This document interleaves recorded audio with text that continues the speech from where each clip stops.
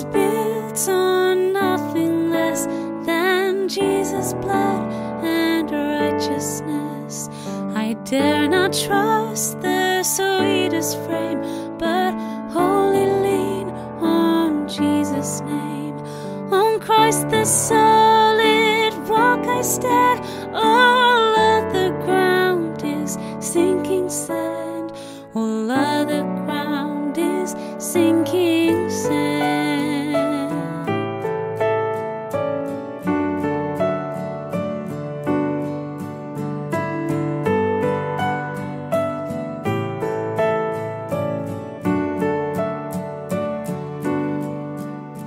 When darkness seems to hide his face, I rest on his unchanging grace. In every high and stormy gale, my anchor holds within the veil. On Christ the solid rock I stand, all other ground is sinking sand. All other ground is sinking sand.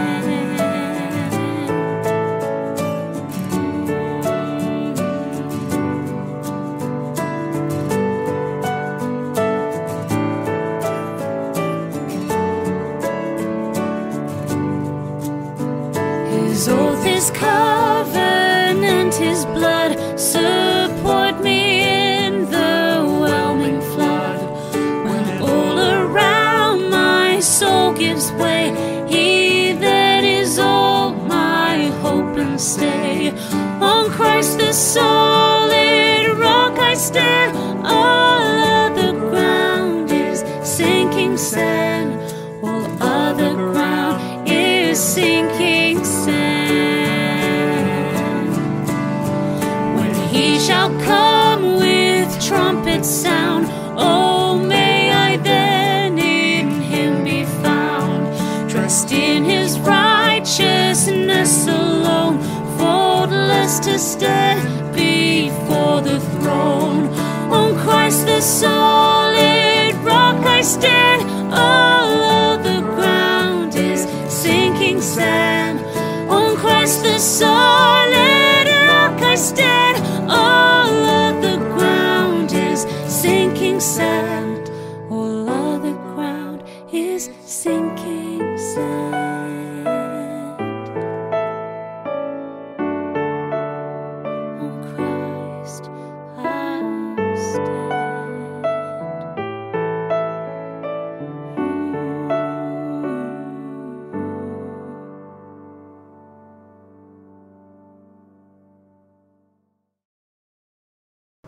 So mapagpalang umaga po sa atin lahat at welcome po sa ating online devotion ngayon pong umaga. At kahit maulan, di ba, or bumabagyo ang ating nararanasan, ay pinupuri natin ang ating Panginoon sa gitna ng ating unos or sa gitna po ng unos na nararanasan natin po ngayon. Lalo na po sa kapanahunan po ng bagyo. At naway sana ligtas po tayo kung nasan man tayo naroroon at humingi tayo ng gabay sa ating Panginoon sa pamamagitan po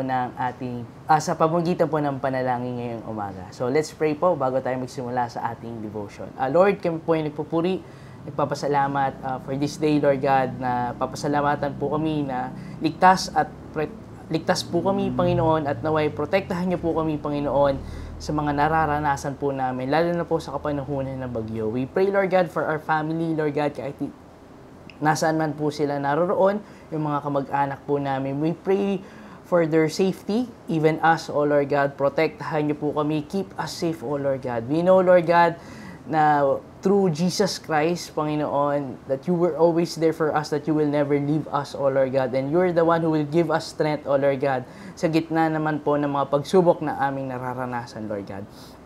Lord, sa umagang ito, we ask, O Lord God, for your Holy Spirit, Lord God, to understand your word, your scripture for this morning, O Lord. In this we pray in the mighty name of Jesus Christ, our Lord and our Savior. Amen at Amen. Ang ating key verse po ngayong umaga ay matatagpuan po sa Luke or sa Lucas, 'di ba? Kabanata 11 or chapter 11 verse 1 to 13. Pero babasahin ko lang po dito is verse 9 and I will read sa NIV version. At ito po ang nakasulat. Sabi nga po dito, "So I say to you, ask and it will be given to you. Seek and you will find. Knock and the door will be opened to you." Sabi nga po dito, or sa lesson ng ating binasa sa scripture po, is itinuturo dito po ng ating Panginoong Jesus sa kanyang mga disipulo kung paano manalangin or mag-pray. Simple, humble, and full of trust, diba? Hindi lang bastang salita, kundi connection po sa ating Panginoong Ama or Father God, diba? Tinuruan din kasi tayo na maging persistent. Pag sinabing persistent, dapat hindi naman makulit, di ba? Kundi continuous, kumbaga. Humingi, humanap, at kumatok po sa Kanya ng paulit-ulit or continuously, parang meron kang everyday that you pray every morning, di ba? Pag kumakain or even sa gabi, hindi mo kinakaligtaan ang panalangin sa Kanya. Or humingi, di ba, ng tulong sa Kanya. Lalo na po sa gantong kapanahunan ng bagyo. So, minsan kasi sa buhay kasi natin is parang ang tagal kasing sumagot ni Lord, especially through our prayers, di ba? Kaya minsan, kailangan natin be persistent para kulitin ang ating Panginoon. Baka makulitan siya sa atin, di ba? Pero gaya nga ng kwento ni Jesus Christ or ng ating Panginoong Jesus, kahit ang isang kaibigan na abala na sa kanyang ginagawa, ay napilitan din tumulong dahil sa shameless audacity or matyagang paglapit, di ba? Ganun din ang ating Panginoong Diyos, di ba? Or Panginoon Father God. Pero kasi masigit pa siya sa kaibigan o sa ama. Siya kasi ang handang tumulong or tumugon, lalo na kapag tayo humihingi tayo ng tulong sa ating buhay. Lalo na sa gantong panahon, di ba? Mabagyo, Lord. We ask for you to stop the rain, di ba? Lalo na po, continuous ang pag-ulan, walang tigil. Dapat kung ang ulan, continuous din, dapat continuous din. Be persistent in prayer, di ba? Na humingi sa Kanya ng kaligtasan or humingi by prayer, di ba? So, what are we going to do? Sabi nga, application, kumbaga. But we must pray persistently. Huwag tayong mapagod sa panalangin. Huwag tayong mapaghinaan na kumbaga wag tayo mag-give up, but we must continue or we must be persistent in prayer, especially sa ating pananampalataya. Wag tayo sumuko, di ba? For example, there are times na natatalisod ka or there are times na ayoko na magsimba kasi si ganto, si ganyan, di po ba? No. Dapat we must be persistent. Kung meron kang pananampalataya or paninindigan, lalo na sa inyong paninindigan, or kailangan natin ipaglaban ang ating pananampalataya sa ating Panginoon. Huwag tayong mapaghinaan ng loob, huwag tayo sumuko. But we must be persistent, lalo na sa ating panalangin in prayer. Number 1 is, God's timing is perfect. Trust God's timing. Hindi siya laging late, kundi laging sakto. There are times na kaya hindi agad binibigay sa iyo ng Panginoon kasi ibibigay niya ito sa tamang panahon kapag kinakailangan mo na. For example, Lord, sa promotion, di ba? Lalo na sa promotion, pinapanalangin mo yung Lord, salary increase, di po ba? There are times na matagal mo nang pinagpe-pray yun, pero there will be times na ibibigay sa iyo ng ating Panginoon ng salary increase, maybe sa tamang panahon kapag kailangan mo na. Diba? Bakit ka humihingi kasi na salary increase? Kasi may gusto ka sigurong bilhin na hindi mo naman kailangan. Diba? Tama po ako.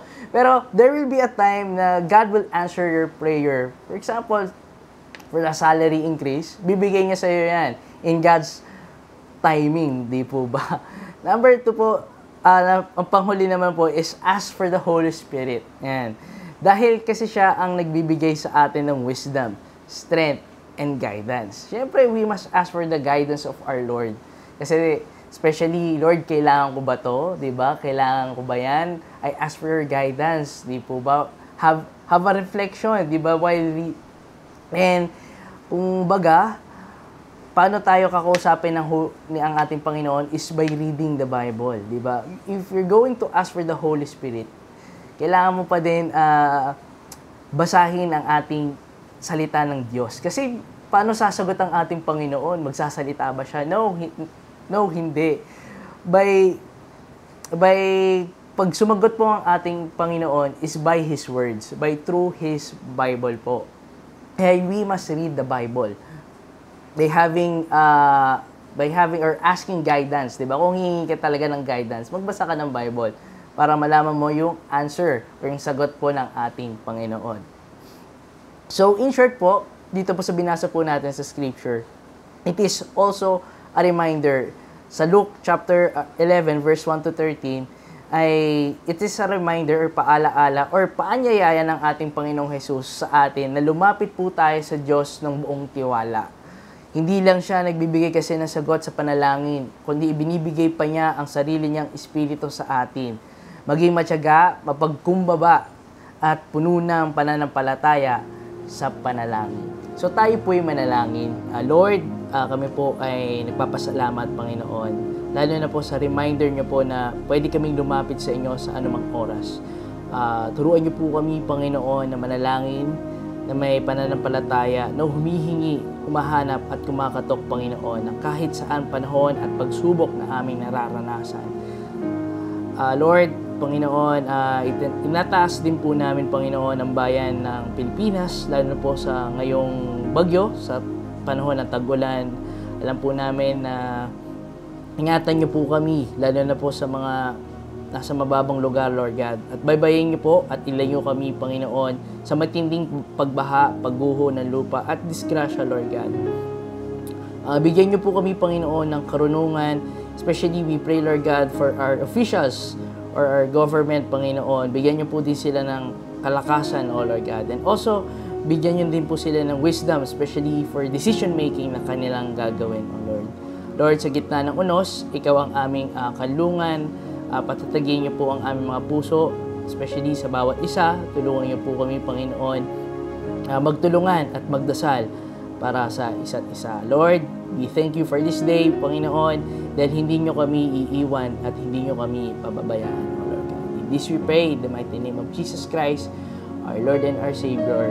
Amen at Amen. Kapagpalang umaga po sa ating lahat.